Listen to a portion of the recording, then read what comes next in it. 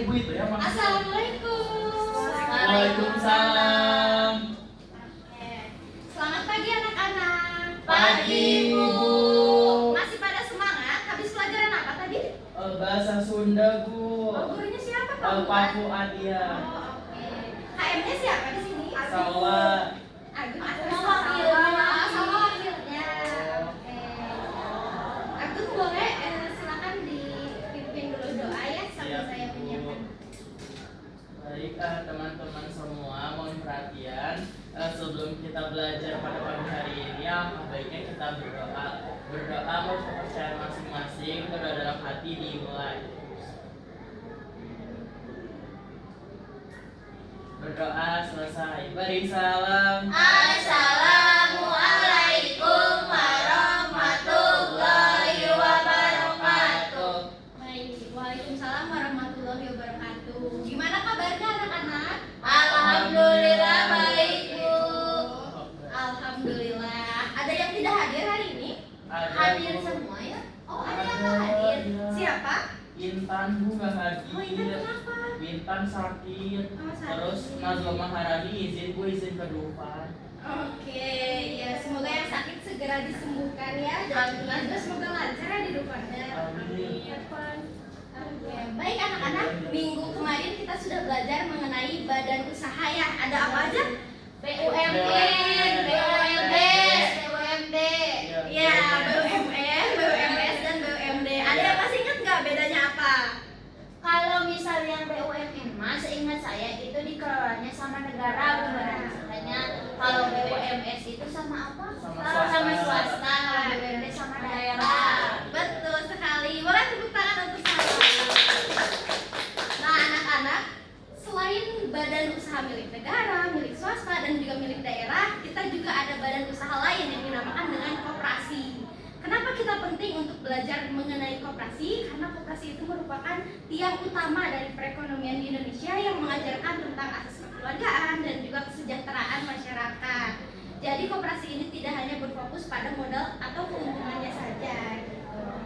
Nah, sebelum itu, oke, ada tujuan pembelajaran untuk hari ini yang dimana tujuan pembelajaran kita yaitu siswa mampu menjelaskan pengertian landasan dan prinsip-prinsip utama dari koperasi. Lalu siswa dapat mengidentifikasi jenis-jenis koperasi dan menganalisis peran strategis koperasi dalam pembangunan ekonomi dan kesejahteraan anggota.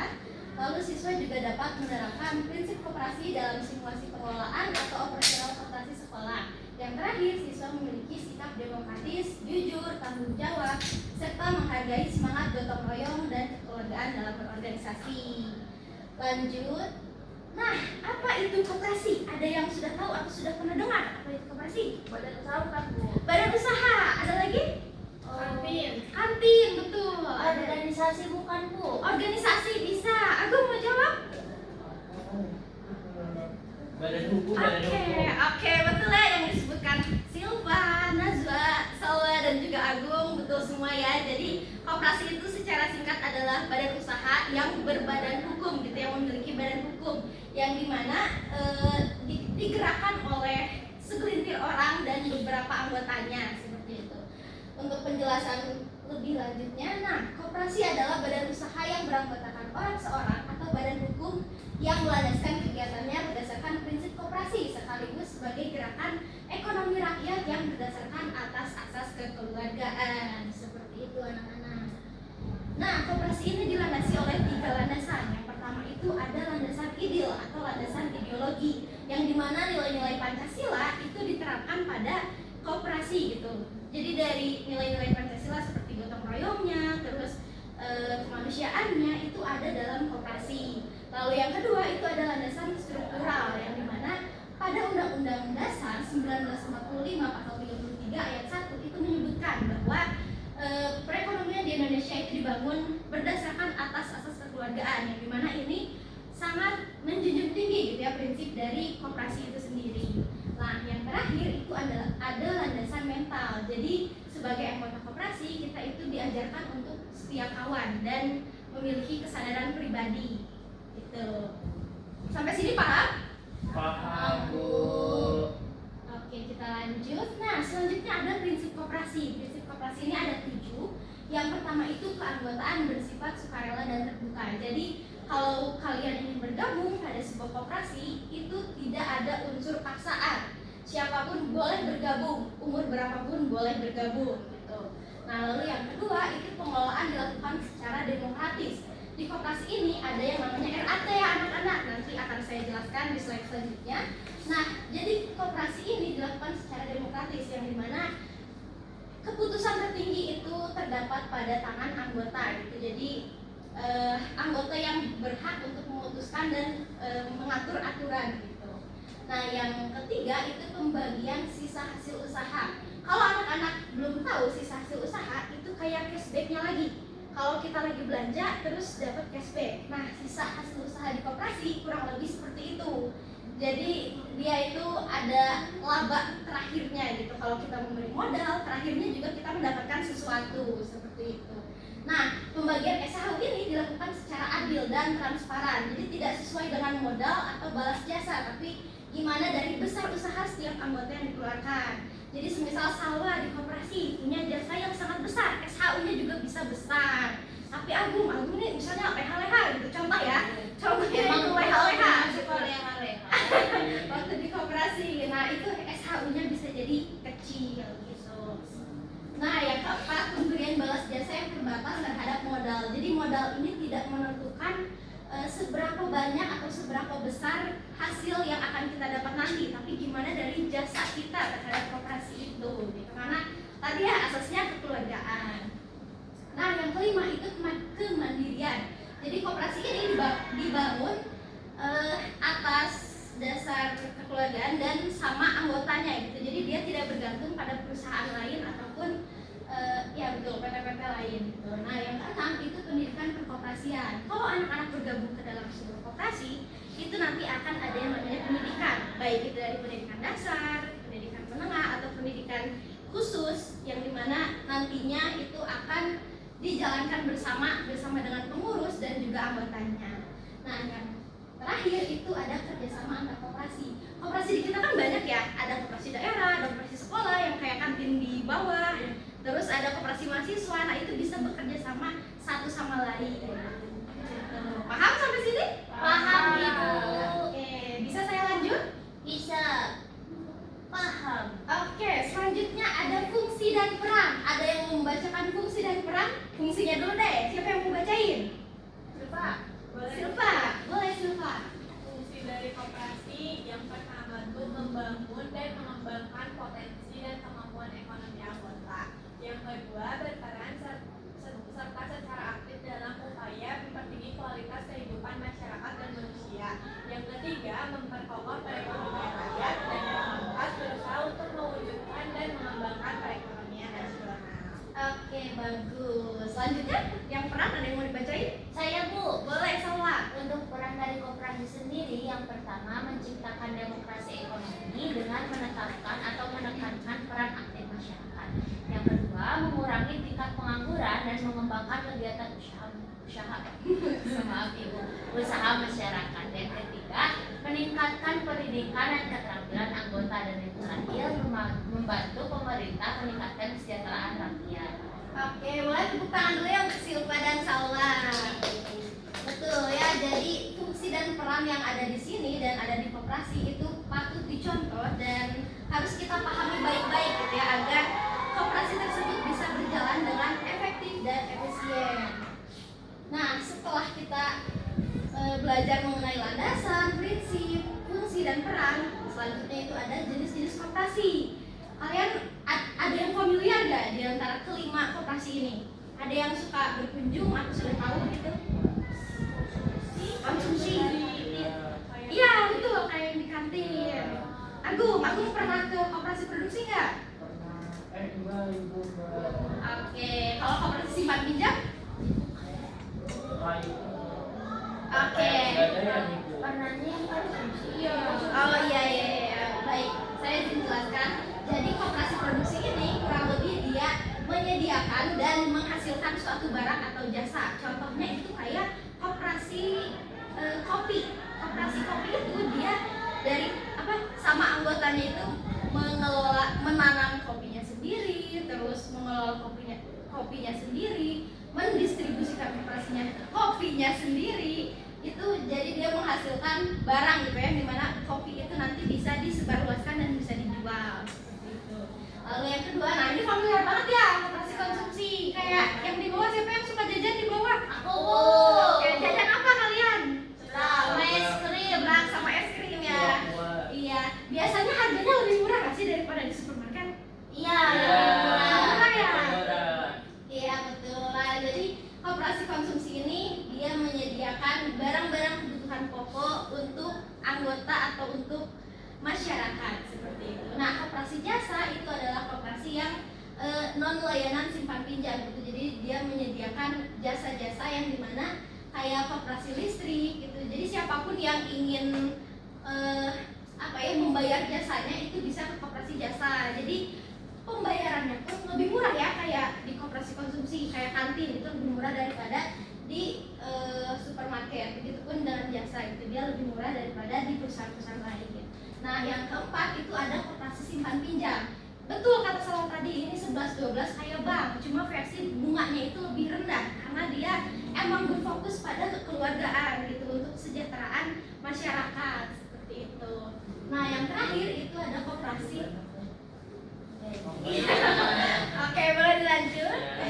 Yang terakhir itu ada koperasi serba usaha. Jadi koperasi ini sebetulnya ya semua gitu, semua dia gayat, dia memproduksi, dia mendistribusi. Beda lagi ini versi koperasinya gitu. Terus dia mau konsumsi, jadi serba ada lah gitu. Sampai sini paham? Paham Ibu. Oke. Nah, tadi RAT. Oke, RAT adalah rapat anggota tahunan, yang dimana RAT ini merupakan pertemuan wajib bagi seluruh anggota koperasi yang diselenggarakan minimal 1 kali dalam 1 tahun buku. Jadi RAT ini memegang kekuasaan tertinggi dalam tata kelola koperasi gitu.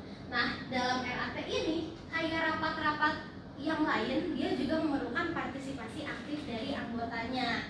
Kenapa? Karena RAT ini adalah kekuatan tertinggi ya, yang di nomor 1. Jadi kalau misal anggota aktif itu tidak datang, itu bisa saja keputusan atau aturan yang berlangsung tidak demokratis. Jadi hanya seperti saja seperti itu. Maka dari itu diperlukan partisipasi aktif anggota gitu. Nah, yang kedua itu ada kontrol dan pengawasan. Jadi kebalik ya, biasanya pengurus yang mengawasi anggota atau pengurus yang mengawasi staf kayak gitu. Cuma kalau di koperasi itu anggota yang mengawasi pengurusnya. Jadi apakah sudah berjalan sesuai dengan RAT yang sebelumnya, sesuai dengan rancangan sebelumnya gitu. Jadi anggota yang mengawasi jalannya si pengurus ini seperti itu. Nah, yang terakhir itu ada penentuan arah usaha. Ini tuh kayak rencana strategis lagi. Jadi kalau misalkan sebuah usaha itu nggak bisa mentok-mentok hanya tahun ini kita mau bikin bolu misal, tahun depan kita mau bikin kopi, itu nggak bisa, tapi harus direncanakan lagi untuk tahun berikutnya seperti itu. Nah, fungsinya anggota di sini itu untuk menentukan arah usaha koperasi yang selanjutnya. Jadi dia tidak akan semena-mena hanya untuk keuntungan pengurusnya saja gitu. Jadi gimana sih biar masyarakat itu semuanya itu mengalami keuntungan dan kesejahteraan seperti itu. Maka dari itu harus ada penentuan arah usaha. Apakah usaha itu relevan untuk tahun berikutnya atau tidak seperti itu. Paham? Paham, Ibu. Oke. Sampai sini ada yang mau ditanyakan? Ibu, aku mau bertanya. Boleh, Silva. Biasanya di rapat anggota tahunan tuh ngebahasnya apa aja itu selain penentuan arah usaha? Oke, di rapat anggota itu biasanya membahas mengenai hasil dari kepengurusan mereka, dan juga yang paling utama adalah transparansi keuangan, karena di koperasi itu kan masuknya ke dalam badan hukum ya, dan bisnis juga. Jadi di sana itu membahasnya mengenai transparansi keuangan selama 1 tahun periode tersebut, dan juga membagi-bagi hasil SHU anggotanya masing-masing, kurang lebih seperti itu. Silva, apakah terjawab? Coba Ibu. Oke, ada lagi yang mau tanya? Boleh, Nazwa. Ibu bilang koperasi lebih murah dibanding supermarket. Iya. Itu kenapa koperasi itu bisa lebih murah dibanding supermarket? Kenapa sama-sama jadi mahal? Oke, pertanyaan bagus Najwa. Nah, gini anak-anak. Jadi di koperasi, pada saat koperasi membeli bahan baku itu langsung ke pabriknya. dia langsung ke pabrik atau ke pusat utamanya, sehingga bahan baku tersebut tuh lebih murah dan dia juga mengeluarkan biaya operasional yang lebih murah. Jadi otomatis harga-harga yang ada di koperasi itu lebih murah dibandingkan supermarket.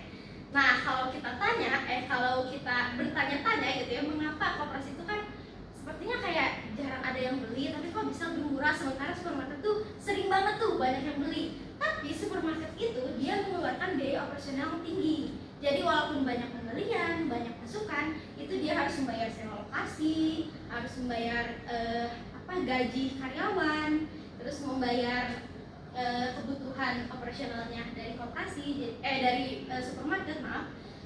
Ya, jadi seperti itu. Supermarket tuh jadi lebih mahal karena biaya operasionalnya yang tinggi. Saya ingin bertanya, boleh?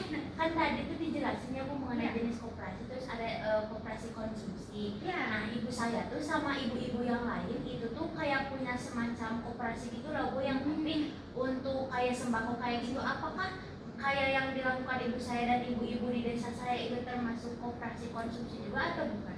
Iya, betul. Jadi koperasi sembako itu termasuk ke dalam koperasi konsumsi karena dia menyediakan kebutuhan pokok dan barang-barang untuk masyarakat ya. Kalau koperasi yang sembako ini di daerah mana, Salwa? Kalau saya itu Bu di daerah Garut. Oh, di Garut. Ya, itu udah berjalan lama atau Lumayan sekitar mau maju 4 tahunan. Oh, Masya Allah, keren ya, keren. Tapi keren loh kalau koperasi sembako itu ya, jadi siapapun bisa memenuhi kebutuhannya dengan harga yang lebih murah gitu ya, sahabat. Oke, ada lagi yang mau bertanya? Cukup? Sudah cukup Ibu. Oke, selanjutnya itu ada analisis kasus dari koperasi sekolah. Nanti kita akan membagi menjadi 3 kelompok ya. Silva sama Najwa boleh berdua, nanti Agung sama yang lainnya, dan Salwa juga sama yang lainnya. Baik Ibu. Oke. Nah, nanti di sini itu ada koperasi maju bersama. Koperasi maju bersama adalah koperasi sekolah di SMA Merdeka. Koperasi ini dikelola oleh siswa dan menjual alat tulis, makanan ringan, serta menerima fotokopi. Nah, tapi di sini tuh ternyata ada masalah yang harus kalian identifikasi. Yang pertama, itu harga jual barang di koperasi seringkali lebih mahal dari warung di luar sekolah. Udah aneh kan? Yang kedua, pembagian SHU atau keuntungan itu tidak transparan, hanya beberapa pengurus yang mengetahui rinciannya. Nah, yang ketiga itu partisipasi siswa sebagai anggota sangat rendah, jadi mereka membeli tapi tidak peduli dengan rapat anggota. Nah, yang harus kalian lakukan adalah menganalisis kasus yang tadi dengan pertanyaan diskusi tersebut. Nanti boleh jawab dari 1 sampai 3 berdasarkan prinsip koperasi, prinsip manakah yang telah dilanggar oleh koperasi maju bersama. Jelaskan alasannya gitu. Sampai sini ada yang mau ditanyain dulu? Ibu saya ingin bertanya, Iya. kalau misalnya resolusinya di internet boleh nggak Bu? Boleh, tapi saya sarankan tidak memakai Brainly ya. Baik Ibu. Ya, Wikipedia kalau Wikipedia masih boleh sih, Wikipedia masih boleh. Cuma kalau Brainly enggak ya. Ruang guru masih bisa. Berarti aku kelompok 2 ya. Iya. Aku mau bertanya. Iya, Ini boleh. satu kelompok semuanya 3-3-nya dijawab Iya. atau berapa? Dijawab 3-3 betul. Baik Ibu.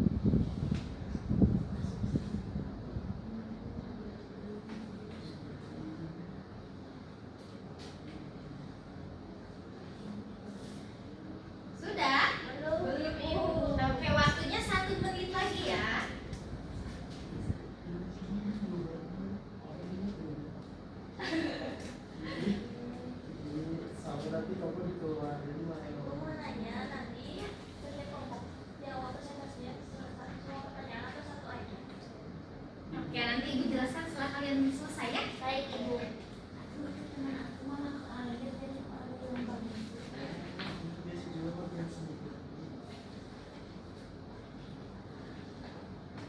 Sudah? Agung sudah? Aku sudah Ibu. Sudah ya?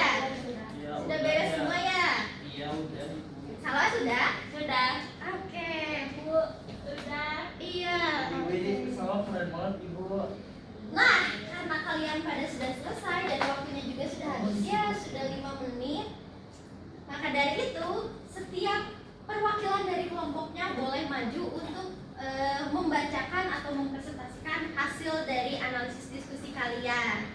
Boleh dari nanti kelompok 1 akan membacakan analisis yang nomor 1. Ya, kelompok 2 akan membacakan analisis yang nomor 2 dan kelompok 3 akan membacakan analisis yang nomor 3. Baik, siapa yang mau duluan? Aku. Boleh. Teman akunya lagi ke air, aku sendiri aja ya Bu. Iya, nggak apa-apa. Perwakilannya ya. Oke, baik Ibu. Assalamualaikum warahmatullahi wabarakatuh. Waalaikumsalam warahmatullahi wabarakatuh. Untuk pertanyaan yang nomor 1, yakni berdasarkan prinsip-prinsip koperasi, prinsip manakah yang telah dilanggar oleh koperasi maju bersama? Jelaskan alasannya.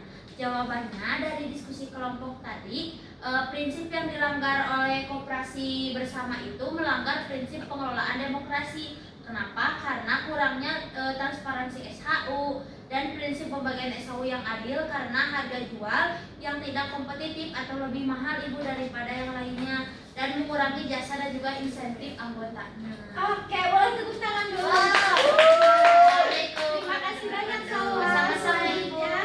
Aku boleh, silakan Azza. Semangat Harus Aku kelompok 1 nomor 9 aku jawab yang nomor 2 Ibu. Diberikan minimal 3 solusi untuk mengatasi masalah koperasi tadi. Jadi kalau dari kita tuh solusi yang pertama itu adalah menerapkan digitalisasi atau kartu anggota untuk memberikan harga khusus atau diskon yang lebih murah buat yang anggota yang aktifnya aja gitu. Biar lebih sering sana seperti itu.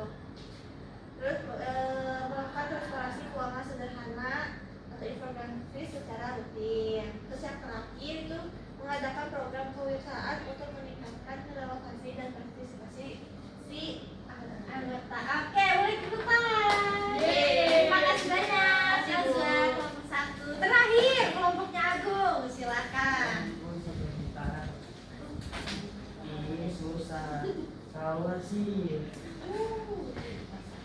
Ya jadi izin bacainnya Ibu ya terkait dengan nomor 3. Kan di sini apa pentingnya partisipasi anggota dalam rapat anggota tahunan koperasi.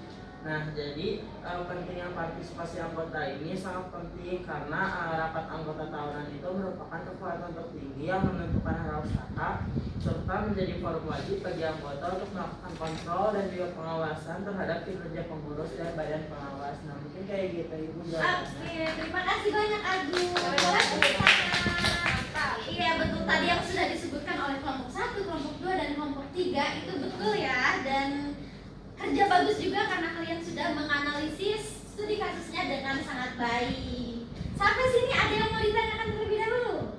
Cukup Ibu. Cukup. Oke.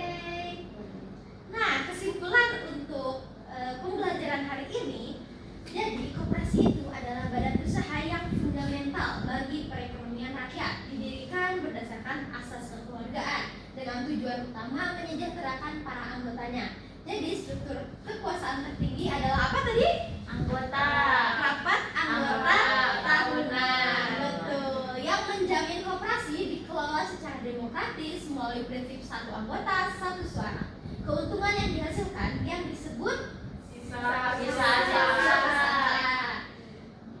sisa hasil usaha atau SHU yang dibagikan secara adil berdasarkan jasa usaha anggota, bukan berdasarkan modal yang mencerminkan orientasi koperasi pada pelayanan bersama dan solidaritas di atas motif laba murni.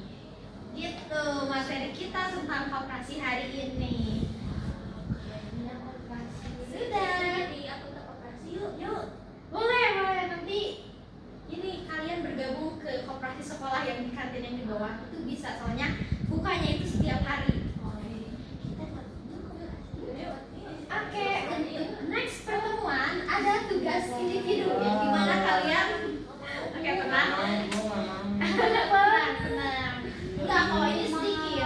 halaman. Dia cuma 1 sampai 20 soal aja dan PG ya soalnya.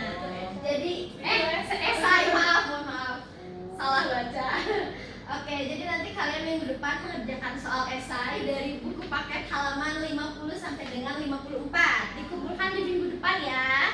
Baik, Ibu. Pada saat mata pelajaran Ibu nanti Agung kumpulkan bukunya di Ibu ya. Iya, Ibu mau nanya soalnya tulis nggak?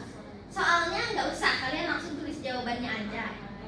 Boleh cari jawabannya dari internet gak Ibu? Boleh, tapi dianalisis lagi ya, jangan plek-ketiplek. Baik Ibu. Oke, sudah mengerti semuanya? Sudah, Ya. Ibu.